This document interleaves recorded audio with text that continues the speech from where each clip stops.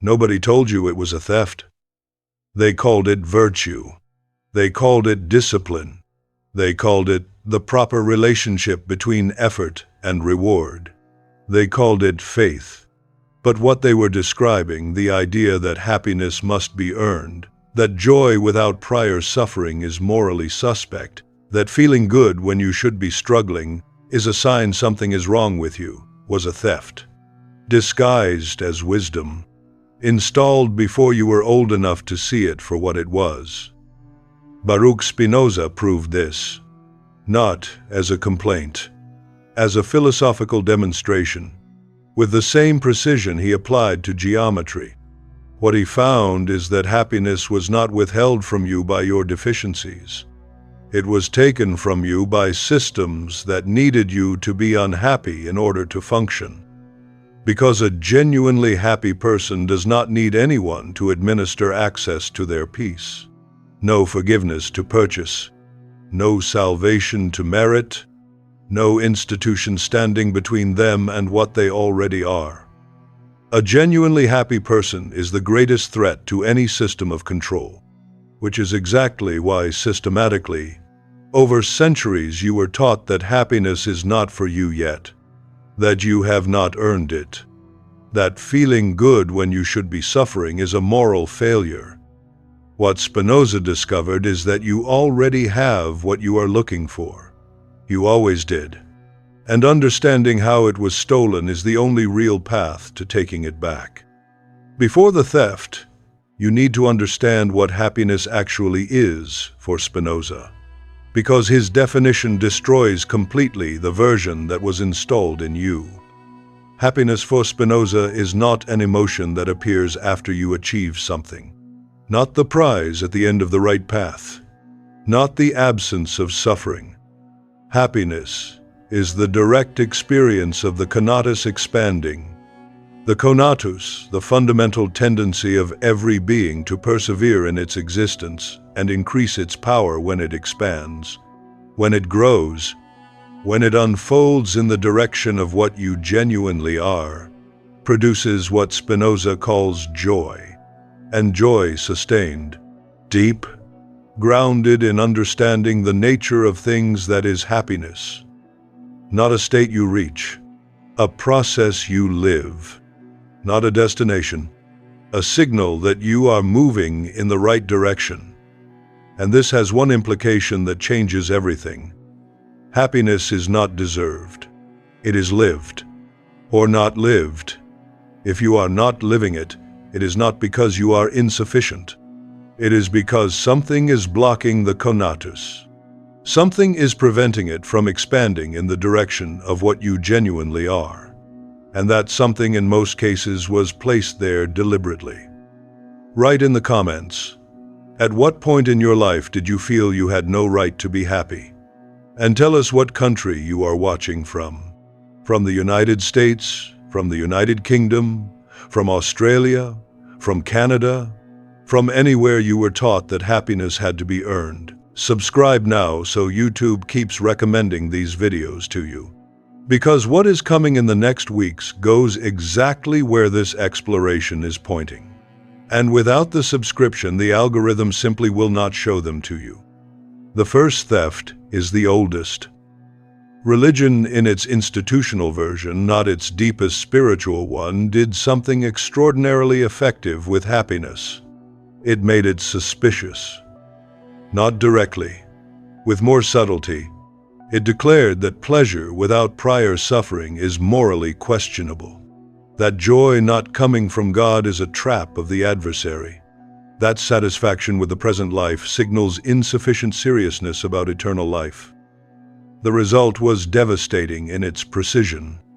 Entire generations learned to distrust their own joy, to interrupt their own enjoyment with the question, do I deserve this?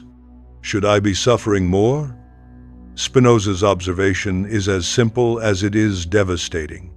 A system that defines suffering as virtue and pleasure as suspicion needs its members to be unhappy, not accidentally, structurally, Because chronic unhappiness produces exactly what the system needs, the desperate search for relief. And the system administers access to that relief. The confession that eases guilt, the sacrament that restores grace, the prayer that calms the anguish.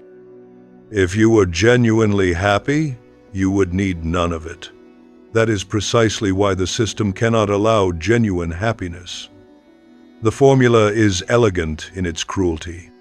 If suffering is the condition for reward, then the more you suffer, the more you deserve. And the more you deserve, the closer you are to the prize. Suffering becomes currency, and the institution controls the exchange rate. In the English-speaking Protestant world, this mechanism took a specific form that the sociologist Max Weber documented with precision. The Puritan tradition converted worldly success into visible evidence of divine election. If you prospered, God had blessed you. If you were poor or failed, something was morally wrong with you, which meant happiness without prior success was, at best, undeserved and at worst, a sign that you were deceiving others about your true moral standing. The Salem witch trials, the Puritan suspicion of theater, dancing, celebration, the idea embedded deep in American culture that suffering is ennobling and ease is dangerous. These are not historical curiosities. They are the visible residue of a theology that required unhappiness to function. Spinoza, writing in Amsterdam while observing the religious wars tearing Europe apart, saw the mechanism beneath all of it.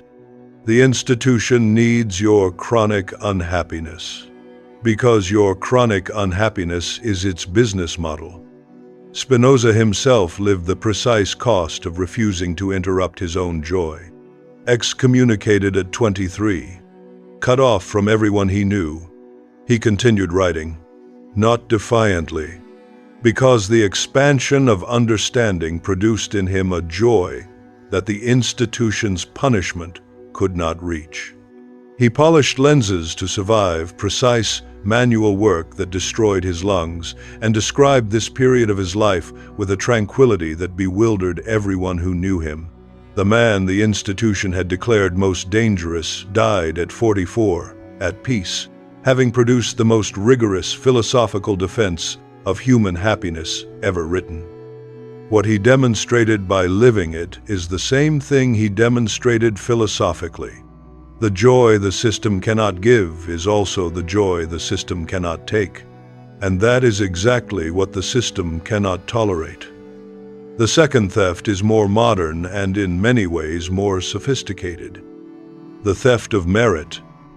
You were taught that happiness is earned, that you have to deserve it, that feeling good before you have achieved enough, successful enough, productive enough, thin enough, admired enough is a kind of cheat, the happiness of someone who has not done the work.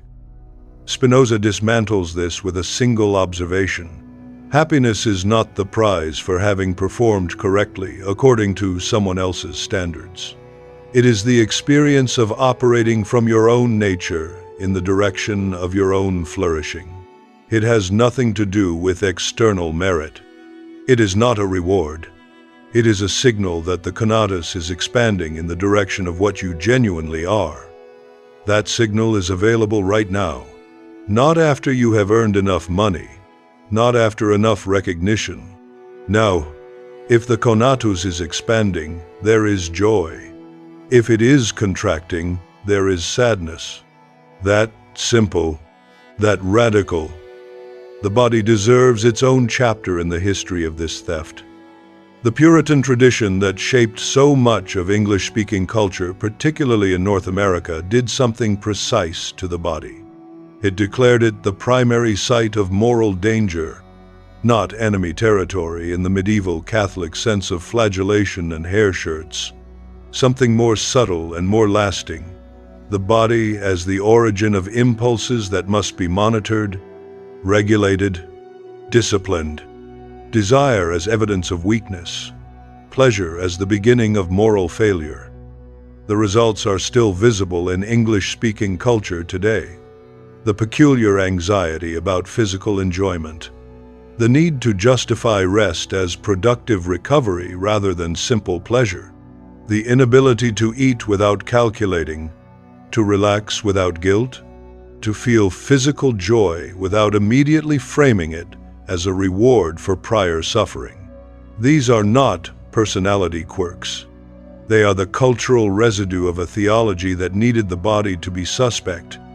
Spinoza, who lived in his own body with the clear awareness that the lens dust was destroying his lungs, was precise about this. The body is not the enemy of the soul. It is the condition of the soul. There is no conatus without a body, no expansion without the vehicle that expands. A system that teaches damage to one's own body as spiritual virtue is not liberating the soul. It is weakening the only instrument the human being has to understand, expand, and love. The body also carries the most direct signal that the conatus is expanding physical joy. The chest that opens, the shoulders that drop, the breath that deepens. A tradition that taught distrust of bodily signals as moral danger did not only steal pleasure, it stole the most immediate information available about whether you are moving toward flourishing or away from it. The third theft operates in the dimension of time, which is why it is the most invisible. You were taught that happiness is future. When you finish school, when you get the job, when you get married, when you retire, when you get to heaven, happiness always on the horizon, always visible, never reachable, always conditioned on a future achievement that, once reached, reveals another future achievement behind it. This mechanism turns the present into a waiting room. Now is not the place where you live. It is the place where you wait for the moment you will finally live. And the system that administers the conditions for arriving at that future maintains its power indefinitely. Spinoza's response is precise. Happiness, the genuine joy of the conatus expanding, can only occur in the present. The past is memory, not experience. The future is imagination, not reality. Only in the present can the conatus actually expand. Which means everything that oriented you toward the future as the place where you would finally be happy also oriented you toward the one place where happiness is structurally impossible. The future never arrives. It is always future. And when it arrives, it is already the present, with another future waiting behind it. Happiness indefinitely postponed is not a promise. It is a trap. The fourth theft Spinoza predicted centuries before the technology existed to perfect it. Comparison. The moment you measure your life against someone else's, what they have, what they achieved, how they look, how they are perceived, you stop living your own experience and start inhabiting it as an external observer, not from inside, from judgment. Social media is the most perfect version of this mechanism that history has produced. Not because the people who post are dishonest, because the algorithm systematically selects the most extraordinary, the most beautiful, the most successful, the most enviable, and presents it as normality. Your life, compared to a curated highlight reel of millions of people, is structurally inferior. Not because your life is inferior, because the comparison is radically unfair by design. But Spinoza would say the problem is not the platform. It is the mechanism of comparison as the measure of your own value. That mechanism was installed long before the internet existed by any system that needed you to feel insufficient, so it could sell you the solution to your insufficiency. There is a theft, Spinoza identified, that nobody talks about. The theft of your capacity to be glad for someone else's happiness. Envy is not simply wanting what another person has. Spinoza is more precise than that. Envy is sadness at another's joy. The discomfort you feel when someone you know achieves something, experiences something, becomes something that you also want. Why should another person's happiness produce sadness in you? Because the system installed comparison as the measure of your worth. If your value depends on being more than the other, more successful, more virtuous, more recognized, then the other's happiness is automatically a threat to your position. Their success makes you relatively less. Their joy makes your position more precarious. A system that installs permanent comparison as the measure of personal value inevitably produces people who feel better when others suffer and worse when others flourish, which means those people cannot benefit from the flourishing of those around them, cannot receive their wisdom, cannot grow from their example. Everything that could be a gift becomes a threat instead. The theft of the capacity to rejoice in others' happiness is also the theft of the capacity to genuinely connect. And a person who cannot genuinely connect is exactly the person most dependent on the system that sells artificial belonging. There is something in the English-speaking literary tradition that made this theft unusually effective, and that Spinoza, writing a century before the Romantics, would have recognized immediately. John Milton's Paradise Lost, published in 1667, 3 years before Spinoza's theological political treatise, gave the English-speaking world its most powerful narrative of happiness as something lost through moral failure and potentially recoverable only through redemption. The structure is the structure of the entire control system in poetic form. Original happiness, fall through sin, suffering as consequence, redemption as the only path back. What Milton built into the English imagination with extraordinary artistic power was the idea that genuine happiness belongs to a state before the fall. That what we now experience is at best a shadow of what was lost. That recovery requires passing through the institution that administers redemption. Spinoza read this structure and saw the mechanism beneath the poetry. The narrative of paradise lost and paradise potentially regained requires a fall to make sense. And a fall requires original sufficiency, followed by original deficiency. Which means the entire architecture depends on the human being first being told they were perfect, then being told they destroyed that perfection through moral failure, then being told that recovery is possible but only through channels the institution controls. 3 centuries of English literature, theology, and culture built on that structure. The idea that happiness is something we once had, then lost, then must earn back. When Spinoza says the conatus is always already pushing toward expansion, that happiness is not a lost paradise but a present signal, he is dismantling the deepest narrative in the English-speaking moral imagination. The 5th theft is the deepest. They told you that you are deficient by nature, that you were born broken, that something in your essence, original sin, the weakness of the flesh, the animal impulses that must be tamed, makes you fundamentally inadequate for happiness without prior correction. This is the boldest operation in the entire control system, because it converts your own nature into the obstacle, not something external blocking your happiness.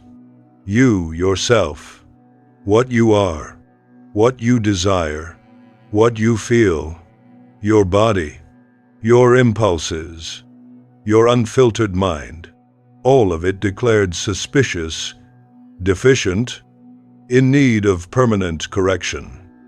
Spinoza responds with the most radical claim in his entire philosophy. There is nothing in human nature that is intrinsically bad. Every impulse, every desire, every passion is an expression of the conatus trying to expand. Some expansions are adequate, they genuinely serve life. Others are inadequate, they come from ignorance, from fear, from insufficient understanding of the real consequences of one's actions. But none is evil simply for being part of what you are. If nothing in your nature is intrinsically wrong, you do not need to be corrected before you deserve happiness. You need to understand better. Understanding which expansions of the conatus genuinely serve your flourishing and which ones contract it, that understanding, not correction imposed from outside, is the only real foundation of happiness. The Ethics, Spinoza's greatest work, ends with one of the most extraordinary statements in the history of philosophy. Happiness is not the reward of virtue, but virtue itself. Not the consequence, the thing itself. Virtue, understood not as obedience to rules, but as the genuine expansion of the conatus toward understanding and love, is identical to happiness. It does not lead to happiness. It is happiness. There is no path from virtue to happiness with a prize at the end. They are the same thing from the beginning. What this destroys is the entire logic of merit. Waiting for happiness as the reward for virtue is like waiting for fire to warm you after you have finished burning. The heat is the fire, not its consequence. Happiness is understanding, not its reward. And understanding is available now, not after sufficient suffering. Now, Spinoza has a name for the highest form of happiness, the intellectual love of God.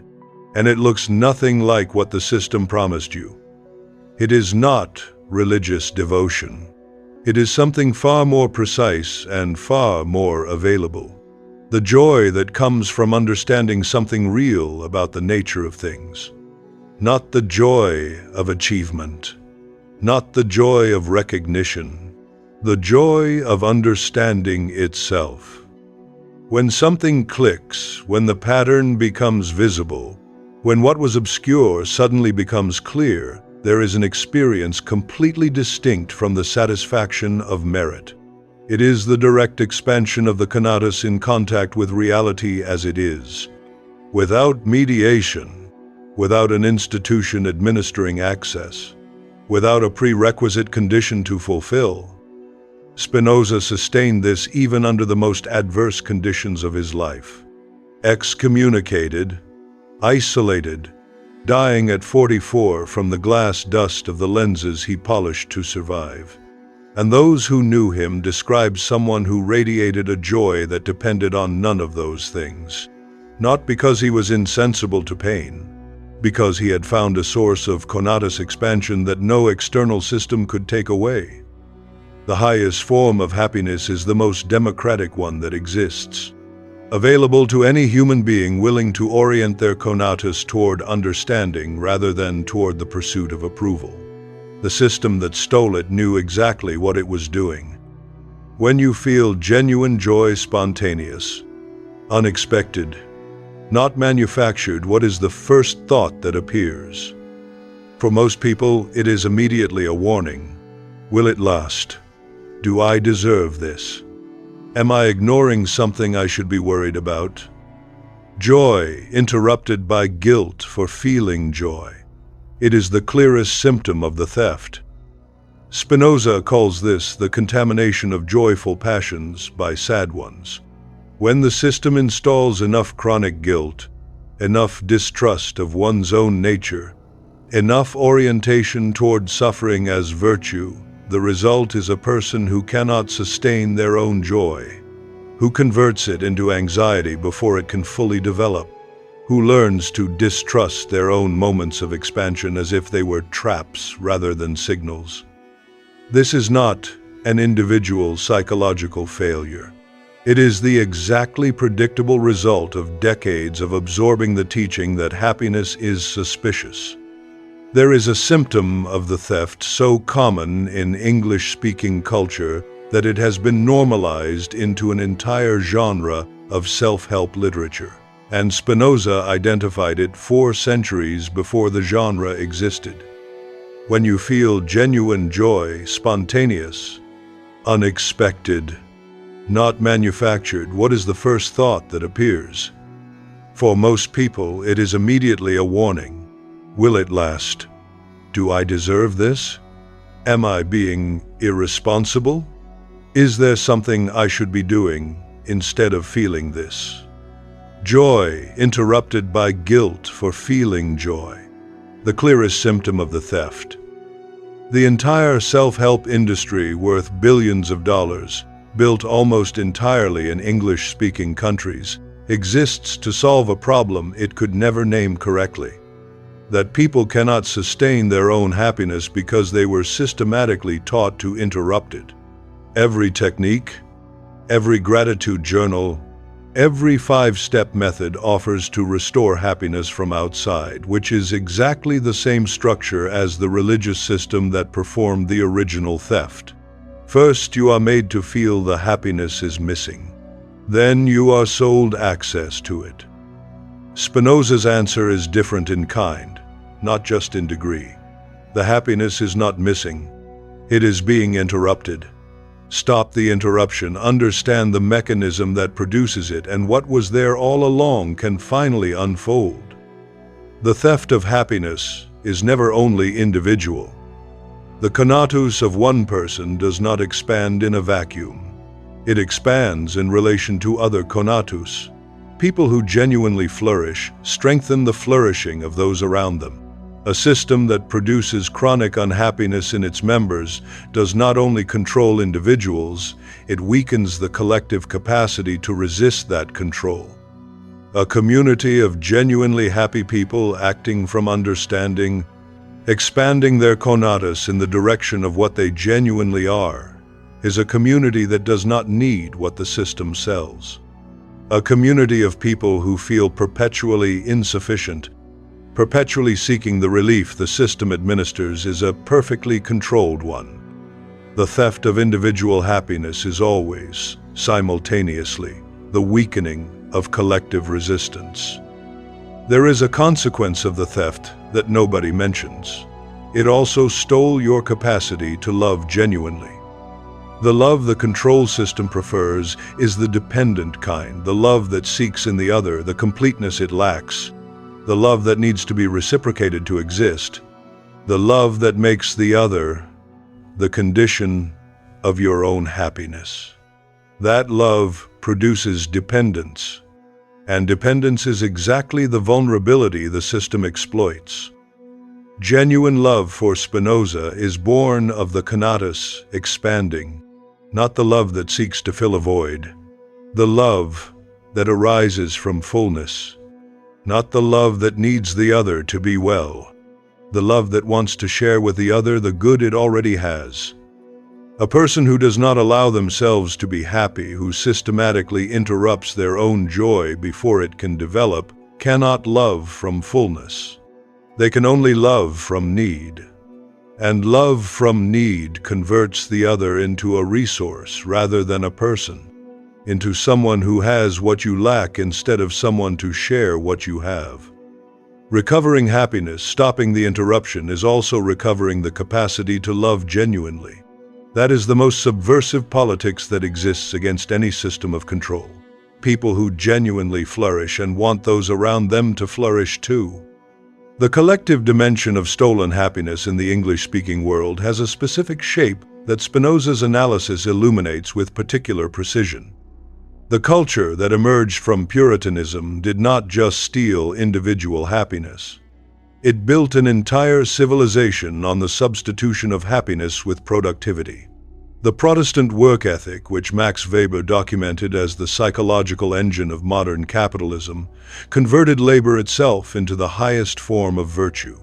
Not labor as a means to genuine flourishing, labor as an end in itself, as evidence of election, as the only legitimate use of time. The result is visible in how English-speaking cultures relate to rest, leisure, and enjoyment. The inability to simply be without producing, the anxiety that arises when there is nothing to accomplish, the need to justify vacation as recovery that will increase future productivity, the shame of pleasure that does not serve a larger goal. Spinoza would identify all of this as the conatus being permanently oriented toward the wrong target, not toward flourishing the genuine expansion of what you are. but toward performance, the visible demonstration of worth according to standards someone else defined. A conatus permanently oriented toward performance cannot expand genuinely. It can only comply. And a conatus that only complies is not living. It is functioning, which is precisely what the system that stole your happiness needs it to do. Before the theft could be resisted, one last trap was set, and it is the most elegant of all. The system promised a perfect happiness, eternal, absolute, without shadow, without end, heaven, salvation, the love that completes you forever, the success that finally proves your worth. Real happiness, the joy of the conatus expanding, is none of that. It is not permanent. It is not absolute. It alternates with sadness, which also has its place in any life that genuinely engages reality. It is the dynamic experience of a conatus that moves, that sometimes expands and sometimes contracts, that learns from contraction as much as from expansion. This may seem like a diminished version of happiness compared to what the system promised. Spinoza would say it is exactly the reverse. The promised happiness, eternal, perfect, without shadow, is a promise no finite being can experience. It is the happiness of an abstraction, not of a living creature, and a promise that cannot be experienced can only be awaited. And waiting is precisely the position of dependence the system needs. Imperfect happiness lived now is worth infinitely more than perfect happiness promised for later, because the first is real, and the second, by definition, never arrives. The American dream is the most refined version of the happiness trap the English-speaking world ever produced. Not because it is false that hard work can produce material improvement, but because the dream converted a practical observation into a metaphysical promise that if you work hard enough, you will finally arrive at the happiness you deserve. That happiness is at the end of the path of sufficient effort, and the corollary, never stated but always implied, if you are not happy, you have not worked hard enough. The unhappiness is your fault. Spinoza would recognize this structure immediately. It is the theft of merit in its most democratic disguise. Not, you were born deficient, but you haven't tried hard enough yet. The same dependence, the same deferral, the same conversion of present happiness into a future reward repackaged as aspiration rather than religion. The institution changed. The mechanism remained. So how do you recover it? How do you recover something stolen before you could defend it? Spinoza's answer is the same as for fear, the same as for guilt, the same as for every sad passion the system installed. Understanding, not techniques, not 5 steps, not gratitude rituals, not positive affirmations. Real understanding of how the mechanism works, who stole your happiness, why they needed to, what actual evidence you have that you do not deserve what the conatus seeks when it genuinely expands. Because what Spinoza discovered, and this is the most important thing in everything we saw today, is that happiness was not destroyed. It was blocked.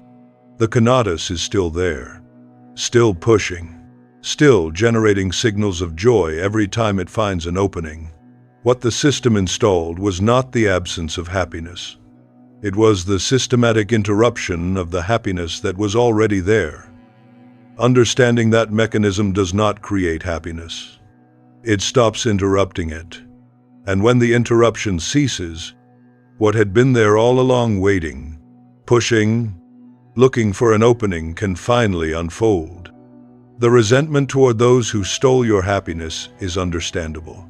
But Spinoza points out that it is also a trap.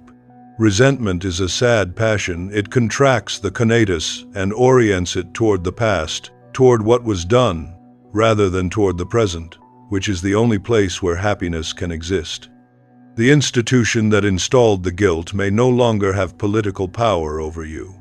But if resentment toward it occupies the space where joy could be, the theft continues. Not through the thief's action, through the structure of resentment itself. Understanding the theft is not the same as resenting it. Understanding orients the conatus toward action. I can see what was interrupting my joy, and I can stop interrupting it. Resentment orients it toward complaint. Someone did this to me, and therefore I cannot be happy. Spinoza chooses understanding over resentment not because he is more generous than those who resist, because it is smarter, because it is the only orientation of the conatus that leads effectively to where you want to go. Spinoza has something he would want to say directly to the person watching this video who cannot remember the last time they felt joy without immediately asking whether they deserved it. The problem is not you. It never was. What you learned to do with extraordinary skill, built over decades, was to interrupt the conatus the moment it started to move, to convert the signal of joy into the warning that something is wrong, to transform the beginning of flourishing into the anxiety that you do not deserve it. That is not a defect of your nature. It is the perfectly predictable trace of a system that needed you to do exactly that. Happiness was not withheld from you because you are insufficient. It was stolen because you were dangerous to the system that needed you not to have it. And the difference between those two versions, between being insufficient and having been robbed, is everything. Because an insufficient person needs correction. A robbed person only needs to see the theft. The happiness you are looking for is not at the end of any path. It is not conditioned on any achievement. It is not waiting for you to finish suffering enough. It is in the conatus expanding. Now, in any moment you understand something real about the nature of things. In any moment you act from what you genuinely are instead of from fear of what others said you should be. In any moment you love others, knowledge, life itself, without asking permission. You do not need to recover it from some external place. You need to stop interrupting it. And for that, you only need to see clearly what was interrupting it. The system that needed that interruption, the operation that installed it, and the fundamental lie that sustains it, that you do not deserve it. You do, not because you have earned it, because you are a living being whose conatus pushes toward expansion from the very first moment of its existence, and that alone is reason enough. The mantra that captures what Spinoza discovered about happiness. Happiness is not the prize for having suffered enough. It is the signal that my conatus is expanding in the direction of what I genuinely am. I do not look for it at the end of the road. I live it now, or I do not live it. The next video is waiting for you on screen right now, chosen specifically to take everything you understood today one level further. They stole your happiness, not with violence, with precision, turning pleasure into suspicion, suffering into virtue, merit into condition, and your own nature into the primary obstacle. Spinoza demonstrated that all of it is a construction. Happiness is the virtue itself, not its reward. The conatus pushes toward it always. The only thing in the way is the systematic interruption the system installed. Seeing that interruption, clearly calling the theft by its name, is the only real move that exists to recover what was always yours.